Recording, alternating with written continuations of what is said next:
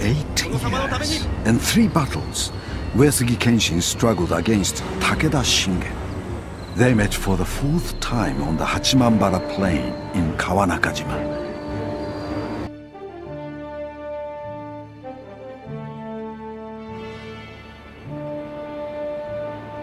Hanyu Yuzuru だと羽生は話します。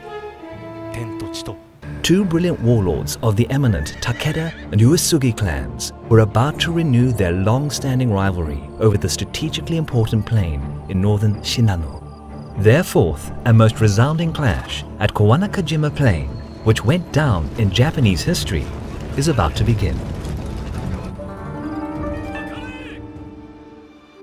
Ruler of the Echigo province in the Sengoku era of Japan, Uesugi Kenshin is remembered today for his prowess on the battlefield as one of the gods of war in Japanese mythology.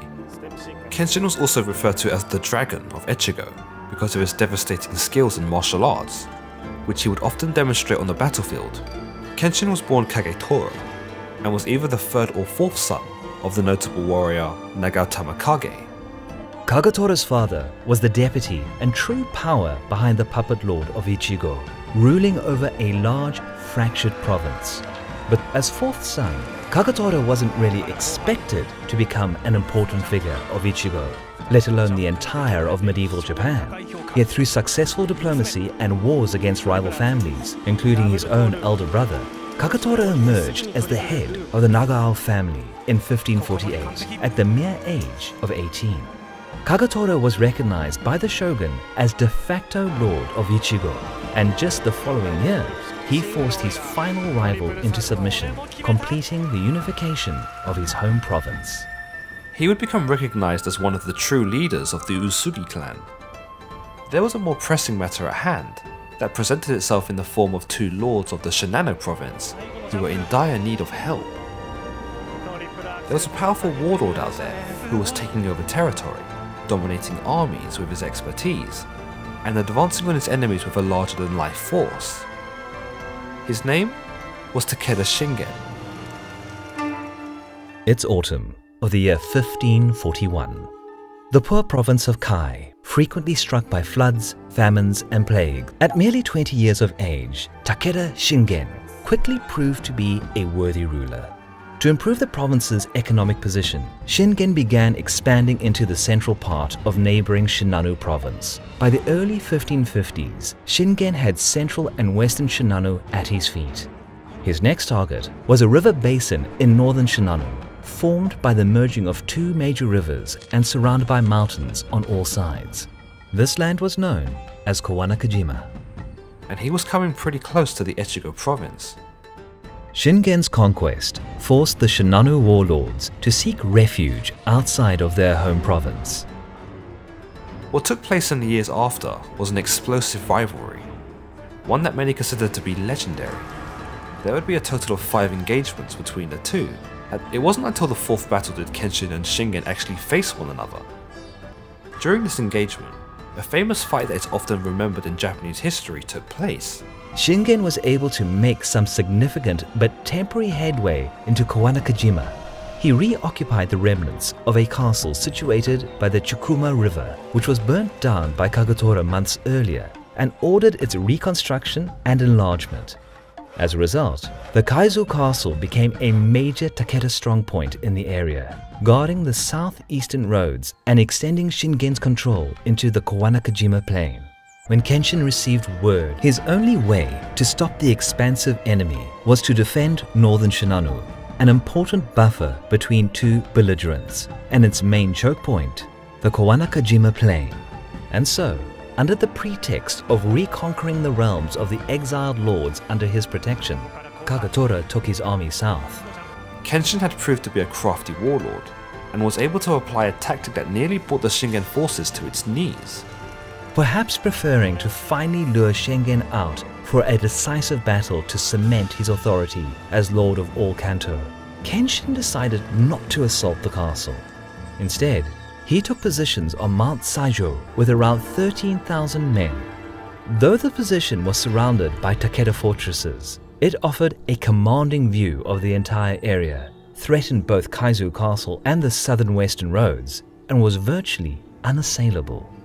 Shingen quickly marched to meet the threat, reaching Kawanakajima by October 3rd. He first tried to entice Kenshin into attacking by taking control of the river crossing and cutting off Kenshin's road north. But when Kenshin did not move, Shingen decided to move his army into Kaizu Castle, leaving an open path for Kenshin to march back to Echigo. As it was now impossible for Kenshin to take Kaizu Castle, Shingen perhaps hoped that Kenshin would pack up and leave. But still, Kenshin wouldn't budge. Shingen's generals advised him that they should attack, and perhaps wanting to avoid a repeat of the second encounter, when he ran low on supplies and was forced to negotiate, Lord Takeda agreed to assault Uesugi positions. On the night of October 17th, Shingen divided his forces in two. Takeda Shingen split his army in two, believing this to be a secret. He would lead 1/3 of his men down onto the plain during the night. The remainder, under the command of his leading general, were to climb Mount Saijo, where the Uesugi were camped, to catch them unawares and drive them down onto the plain and onto the waiting spears of Takeda's men. Under the cover of darkness and led by Kasuga's men, who knew the local terrains and paths, a 12,000-strong contingent moved into position to attack the Uesugi from the southeast. Some would attack along the riverbank and lower parts of the mountain. Others marched along the back mountain ridge, moving from castle to castle to attack down the mountain at the Uesugi forces from behind. The entire force was prepared to launch a surprise attack at dawn.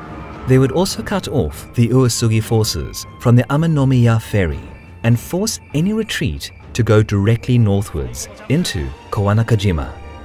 Meanwhile, Shingen himself led a detachment of 8,000 men and crossed the Chikuma River north of Kaizu Castle, where they would cut off Kenshin's retreat and attack the Uesugi positions from the north in a pincer movement if needed. Shortly before dawn, an ominous mist rolled into the valley. Takeda men deployed roughly in the shape of a blunt arrow and waited for Kasuga's units to begin executing the plan.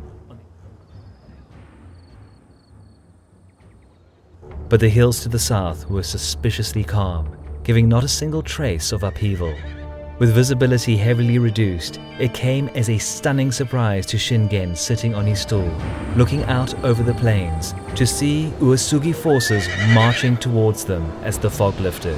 Having expected the Uesugi army to be on Mount Saijo, the terrified Takeda had barely enough time to prepare their lines.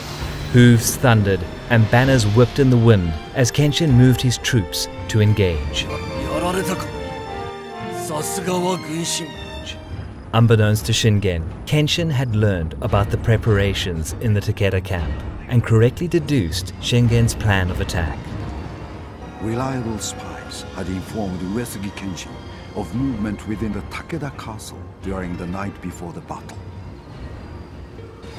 During the night, he silently marched onto the plain.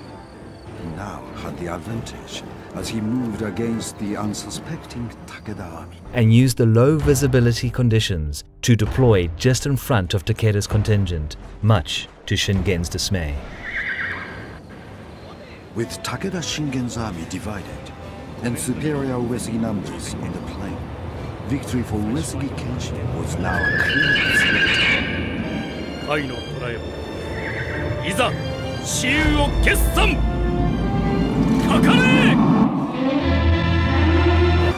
信濃の国川中島で竜虎相打つ激闘が繰り広げられた The battle raged across the field. Soon, Kenshin's men were starting to break through, some finding gaps in the faltering Takeda ranks, others outflanking their line from the north. Kenshin, finding an opening in the Takeda ranks, led his personal guard in an attack on Shingen's guards. It is at this point that the Koyo Gunkan, the earliest narrative source for the battle, tells the story of Kenshin, sword drawn, personally attacking Shingen, who had no time to draw his own sword and had to parry the blows with his war flame. 甲斐の武田、越後の上杉、自由に優れた両雄が直に刃を交えたので覚悟。 Eventually, one of Shingen's retainers attacked Kenshin with a spear, but missed and instead smacked his spear shaft into Kenshin's mount, causing the horse to run. This event, though most likely a fabrication created later to add drama to both daimyo's rivalry, is still a vivid example of samurai ethos and one of the highlights of the Sengoku era. But let's get back to the raging battle, as the odds were visibly turning in Kenshin's favor. Shingen's brother Nobushiga and 2 other leading Takeda retainers were killed. Both Shingen and his son had been wounded, but fortunately for him, help was arriving. The detachments of Kasuga and others had rushed down the mountain at the sound of battle. Some tried to force their way through the closest fords guarded by Uesugi forces. Others crossed at unguarded points further southwest. In the late morning, the reinforcements finally started to arrive on the battlefield, catching the Uesugi forces in the rear. This was not good news for Kenshin. Unable to crush Shingen's contingent in a timely manner, and now being attacked on 2 sides, Kenshin commanded a coordinated retreat north. The Uesugi were able to cross the Sai River and reach safety. Kenshin might have withdrawn, but he did not surrender the land in which they battled on. The winner of the battle, though, still remains undecided, as the number of losses on both sides was said to not be enough to defeat either army. The casualties for all parties were considerable. While Kenshin lost more than 3,000 of his men, Shingen's contingent was shattered, suffering more than 4,000 casualties, with 3 of his top generals lying among the dead. Many scholars consider it to be a draw. Scholars also consider this to have been the biggest battle of the Sengoku era. 実力の拮抗する2人の戦いは熾烈を加え後世まで伝わる名勝負となった。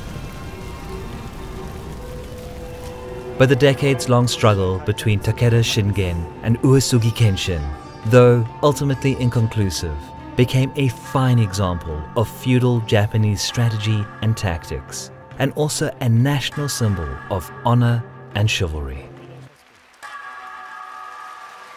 When Shingen eventually died, it's said that Kenshin privately wept for him, stating that he had lost a good rival, and that he would not have the opportunity to fight another hero like him.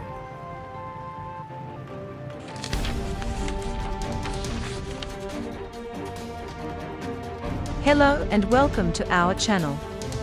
We are a group of figure skating fans trying to edit fun videos and introduce figure skating to more people. If you enjoy watching our videos, remember to subscribe to the channel and share it with your friends. If you know how to edit videos and you are a figure skating fan too, join us. You can find our contact information in the video description.